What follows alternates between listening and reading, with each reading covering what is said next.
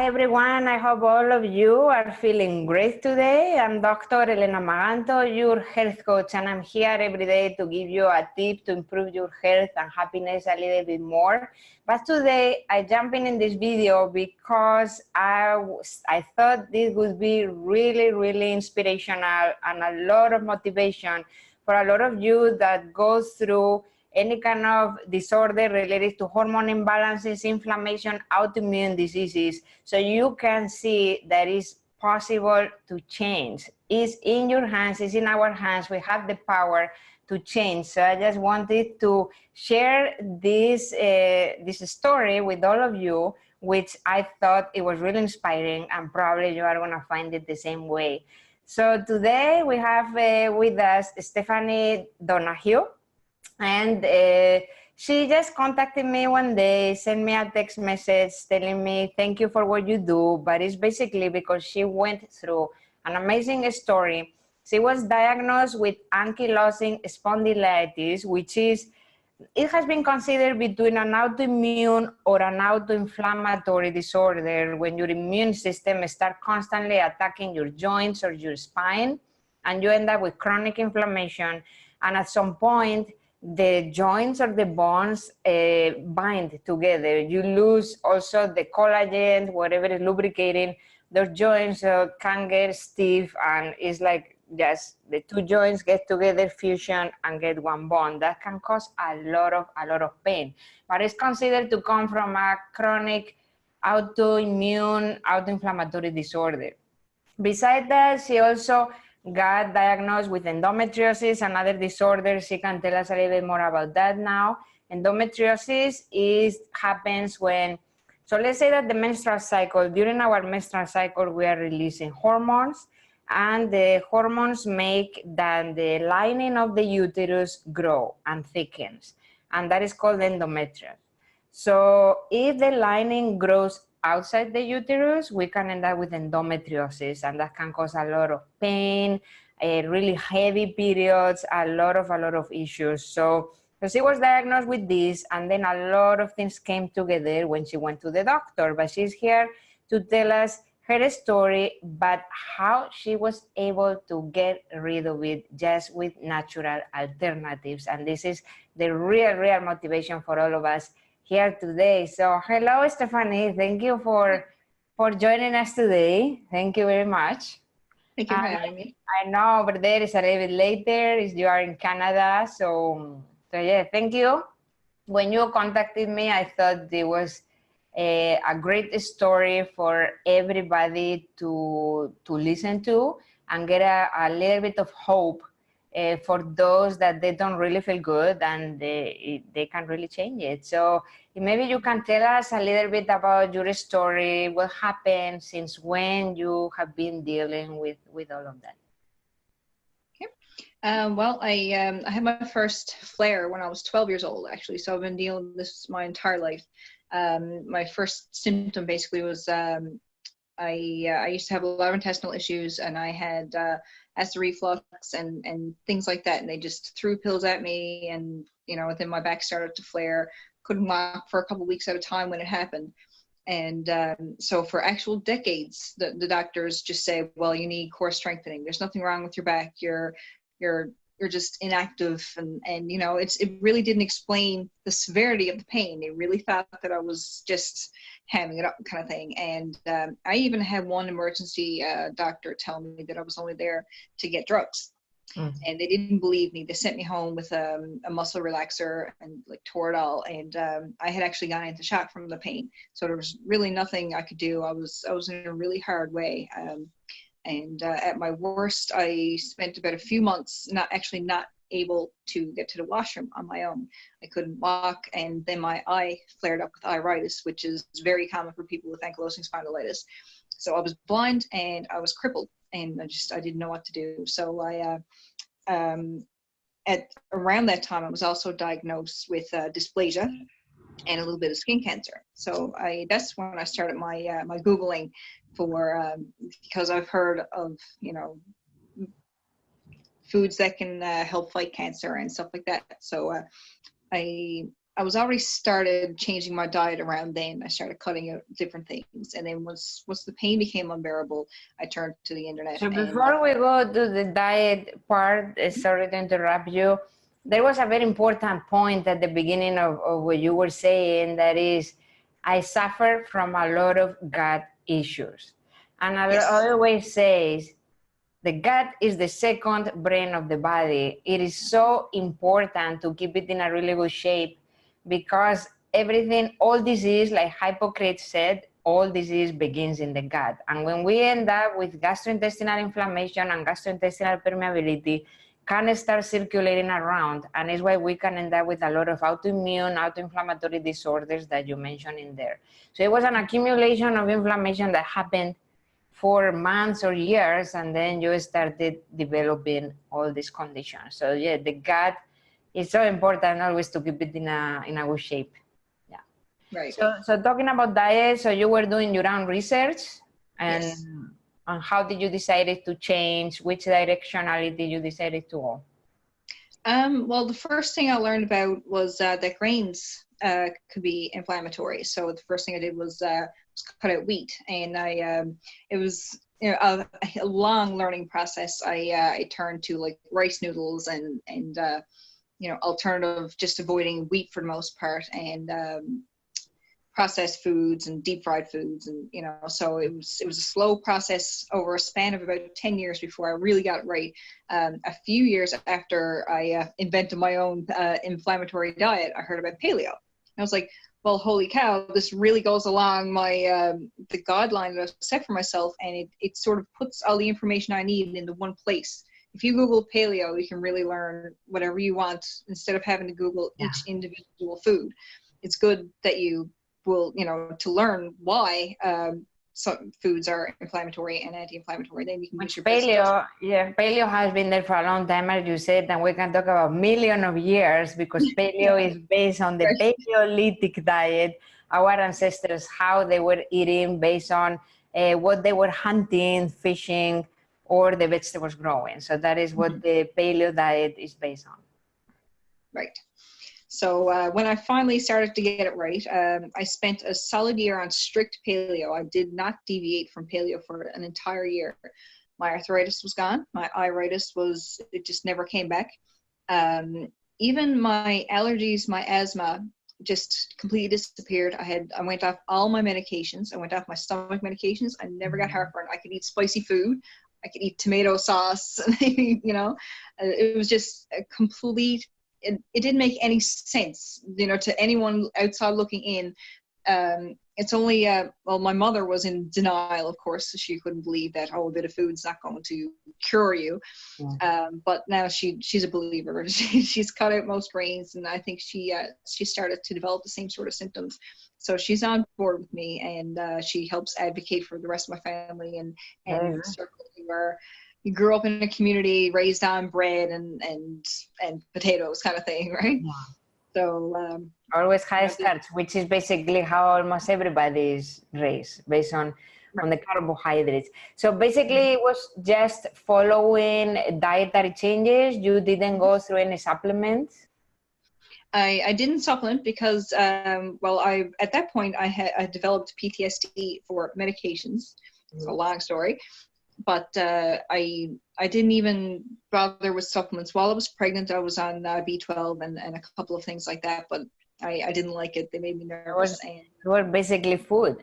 And what you said about the medications and the PTSD, it's totally aligned with the gut, because medications, bad food, stress, pathogens, all of that can cause gastrointestinal permeability. And there is a huge connection brain-gut axis. All the toxins can end up going to the brain, and then we can end up with PTSD, ADD, ADHD, anxiety, depressions, a lot of things. So all of it came along from the same reason. Yes, yeah. And again, with the supplements, while I was, strict paleo, my entire life I've been somewhat anemic. I've been either very low or low normal. And the blood work that I get yearly to keep keep tabs on my thyroid and my iron deficiency and things like that. The doctor said I look fantastic on paper. You would never imagine that I had so many health problems. Put it on a frame. Right? That's what my mother always said, to put it on a frame. Yeah, exactly. So I believe that my body's ability to properly process nutrients and hang on to them really has to do with the gut health. The leaky gut, I guess you could say. I wasn't hanging on to my iron. It wasn't sticking around. So it's a mix of what you're eating provides better for your nutrients, and also your ability to absorb it is a major factor. You can eat all the nutritious food you like, but if you're also eating the food that's causing you to get rid of the iron and the nutrients before you can, hang on to it, and it's pointless. It's a waste. So it helps when you eat healthy food, but it's best when you avoid the foods that are kind of negating your healthy food.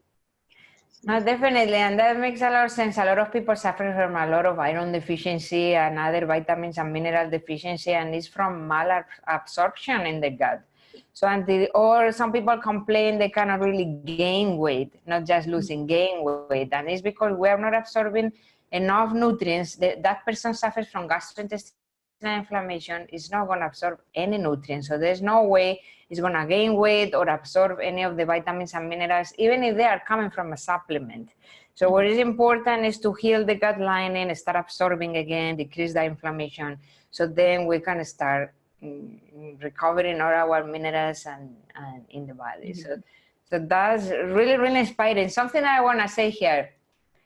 Going grain-free and paleo or ketogenic diet, like a lot of people do it now, is really beneficial because high-carb foods, and mostly also because most of the high-carb foods are refined.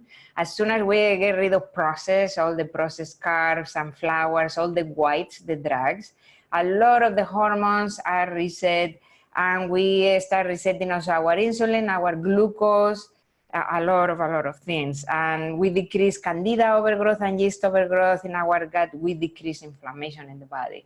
So going in a low carb diet is beneficial.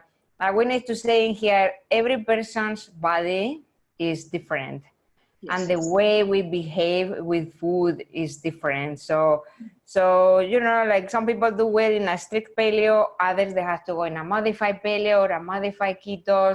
So we just want to say in here, because the way it works for your body, but maybe it doesn't work for another person. So every person's body is different. We have to listen to our gut, what the gut is telling us, and how do we process the food and we behave with the food.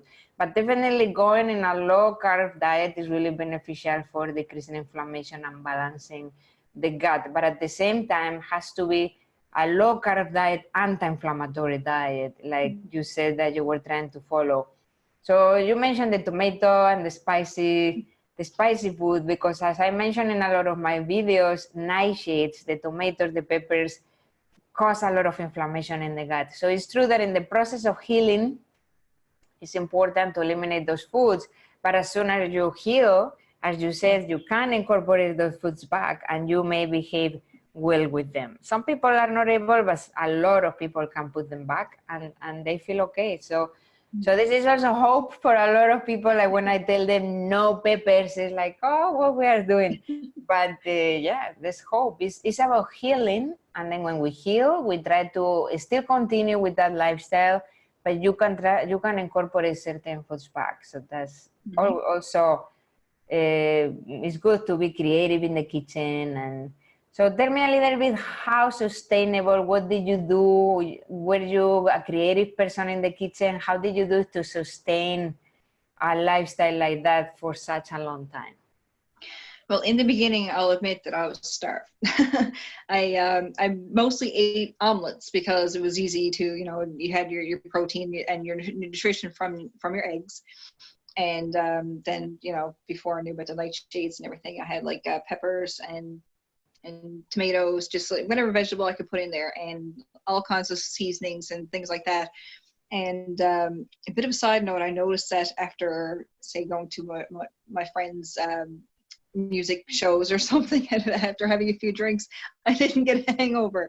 So I noticed then that, you know, depending on what you eat can also help you, you know, I guess you could say detox much more quickly. And another thing I'll mention as a side note is when you go on paleo, keto, and things like that, you kind of forget that your body needs salt.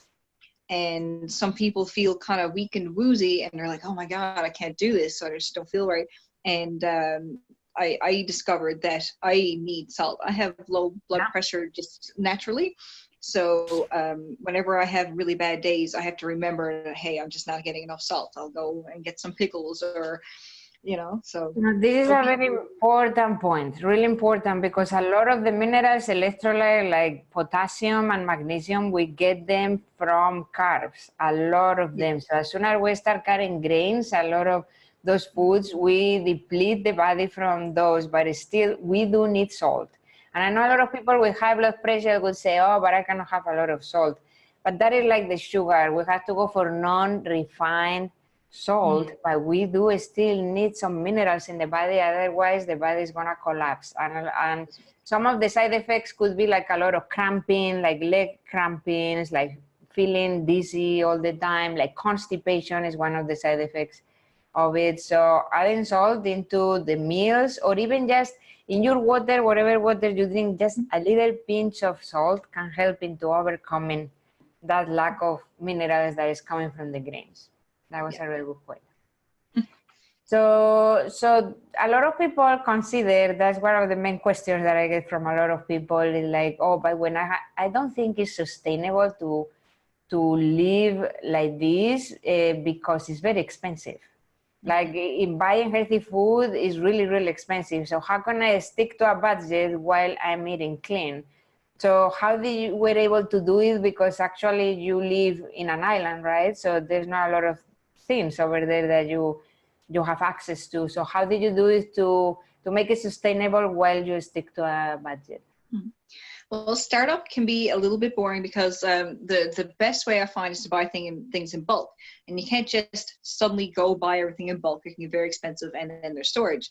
So bit by bit, buy things in bulk. Vegetables are really hard to buy in bulk because they go bad. So then you plan batch meals. You make yourself some paleo lasagna, and you make yourself some soup, and you make yourself some things that can freeze easily. And that way also, when you have a day, you're like, oh, I just don't have time to cook. You just go to your freezer and thaw something out, or stick it in the microwave or in a pot or something like that. And that really, really helps, actually, because paleo can be time consuming. And you can make it a family thing too. You know, you Google a new recipe. Google is your friend. Now you can find everything on the internet. That's right. So make a new recipe and make a whole lot of it. And, you know, do that a couple times a week and you're set. Again, add, like, every time you get a paycheck, add 1 or 2 new spices, and try a different recipe and find your favorites. And also there's, you know, sauces. I find making your own sauce makes eating, like you mentioned, packing lunches for my son. He eats a lot of vegetables in a run of a week, and you would figure that vegetables would get pretty boring for a 6-year-old, and actually he really, really loves it because he gets to eat the sauce with it too.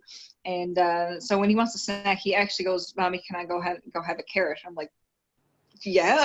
Yeah. Not a candy, a carrot. That's a win for you. Yeah, no, it's very important when somebody entering a lifestyle like this. It's about stocking your favorite recipes. And then when you do something like this, you don't need to have a lot of stuff in the kitchen. At the end, it's cooking everything with the same ingredients. It's not about getting tons of ingredients. It's always the same, but being a little bit creative with it and change a little bit. But as you said, also buying in bulk. Sometimes having access to online stores can also help in sticking to a budget and it's coming to your door. So that is always best. And locally, if a person can access things locally, that also saves you in health because it has less additives and preservatives. But also buying locally in the local farmers saves a lot of money as well. So that's good. And cooking in bulk, as you said, like a big meal that you can have for several days is also a savior for people that are busy working and they don't really have the time. So whenever you get home, you open the refrigerator and you have something. So those are the things that make a life sustainable. But then you mentioned your son eating a lot of vegetables. So everybody at your house eat the same way as you, or not? So how do you No. manage? You have to make, because a lot of people don't want to make many different meals. So how do you manage it in a way that is easy? Well, because my boyfriend eats differently, he also doesn't need to eat as much. He's filled up on carbs, so he basically only eats once a day. His eating schedule is a lot different from mine and my son's, so it usually doesn't even overlap. Most of the time, we'll have at least 5 or 6 meals together in a run of a week. But for the most part, it's breakfast for me and my son, and I'll pack my son's lunches and he eats out of school. And actually, when my son is elsewhere during a meal, I'll sometimes forget to eat myself. And I'll wonder why I'm so cranky. I'll go to the fridge and, so your son is eating paleo as well? You raise him paleo? That's very good. So because he didn't know the grains since he was a kid, he doesn't really miss anything because he was raised like that. Any time that the diet changed for him? Was any change or he was always paleo? Well, for the first few years of his life, and I was, he's my only child, so I was, kind of very nervous over, people giving him too much sugar and things like that. So for special occasions, when he's visiting family, especially grandma, that's when the junk food comes out. And so he does have more access to it now than when he was very little and I was just hovering, saying, no, don't give him all the things. But for the first year and a half to 2 years of his life, he actually never had a cold once. So it was only after he was about 2 years of age that he started getting a cold, probably once or twice a year. And then as he got even older and tougher, then he started, like I said, with family occasions and things like that, he started eating, the processed foods and things like that. I noticed a big change in him, and I fell off the diet wagon myself again after my boyfriend moved in, and he was eating freezer food and processed food, like Friday pizzas, and I started feeling a little unwell, and my son started getting unwell. His iron went down, and he got a perpetual cold and ear infection. He ended up having to get his adenoids taken out. So that broke my heart, and I can't help but feel that was at least somewhat within my control. And so I've gotten a little bit stricter with his diet, and he's not anemic anymore. He doesn't, I think he had one cold ever since. So I'm still figuring it out. I'm still trying my best to get back on the diet wagon and, get rid of the 15 pounds that I've gained since Christmas. So it's hard. It really helps when you have the support of your family and friends who understand that, hey, this can be treated as though, like, say you have a potluck and you're expecting your friend who has a food allergy or, they're vegan or things like that, then you have no problems, making special preparations for that person. So if you choose a lifestyle that's paleo or keto, or even if you're on an AIP diet and you're trying to reset yourself, if you give your friends and family a heads up, don't be embarrassed. They might actually be more on board with it than you think. It can be, you make yourself really self-conscious thinking, oh, I'm just being picky over my food and I'm on some sort of fad diet, No, it's all a mental thing. And it's true that we think, oh, my friends are going to say if I tell them I cannot eat this and that, because you want to be respectful when you go to their house. But because people consider that we are, like you or me, like we are the weird ones, right? Not them.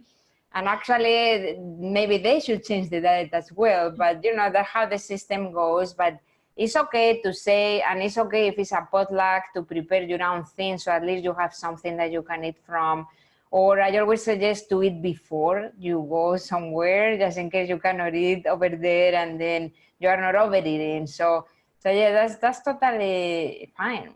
So it's possible to keep a lifestyle like this. It requires to make habits, and it requires time. As you said, for a whole year, you didn't deviate from the paleo path, and that's how you saw results. So this story, is one of the many stories that I see, but it really inspired me. And I thought it would be great for people to be shared.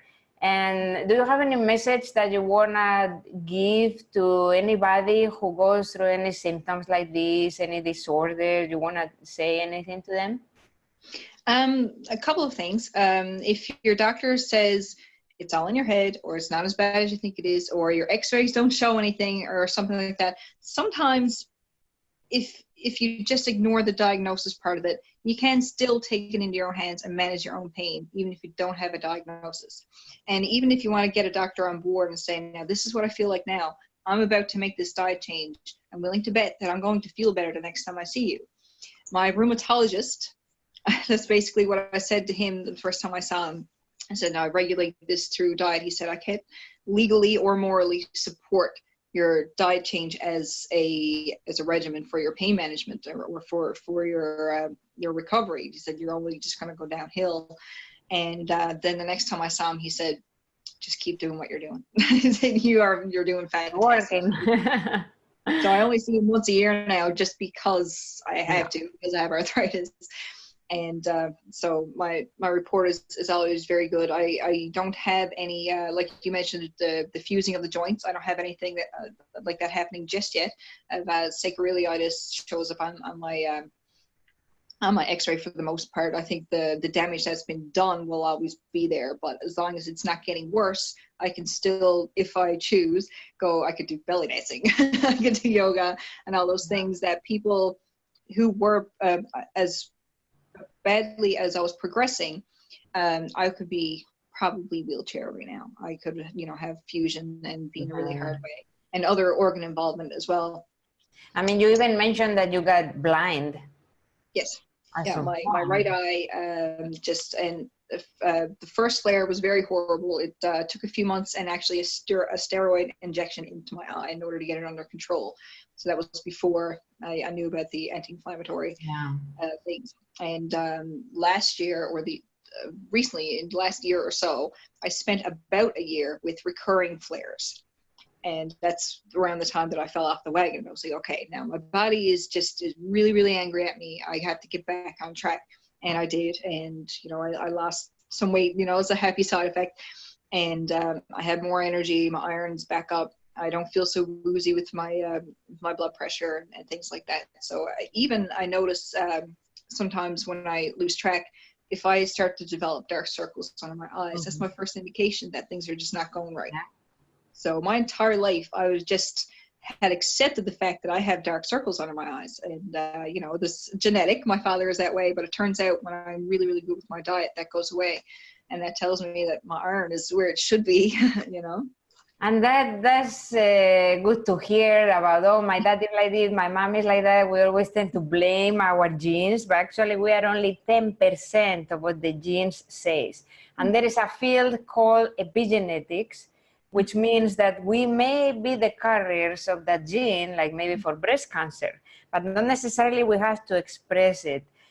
Things that that cause the gene expression is, for example, diet, stress, our lifestyle. So we can control gene expression just controlling our lifestyle. So that is important to say in here, because as you say, I see the dark circles because I fall off the wagon. As soon as I go back to it, I don't have them anymore. So that is also the sign. So it's why it's so important as a message to listen to our body and what it's telling us, so we can start taking action on that. So, well, thank you very much. Thank you very much for sharing this story, Stephanie. This I hope is giving a lot of inspiration and hope and motivation for people to start making a change. Thank you all for joining. And remember, if you are a self-learner like Stephanie, you are going to probably find a lot of things out there. Just be careful with some of the things that you read out there. But if you do really need the accountability and the specific dietary changes to make the change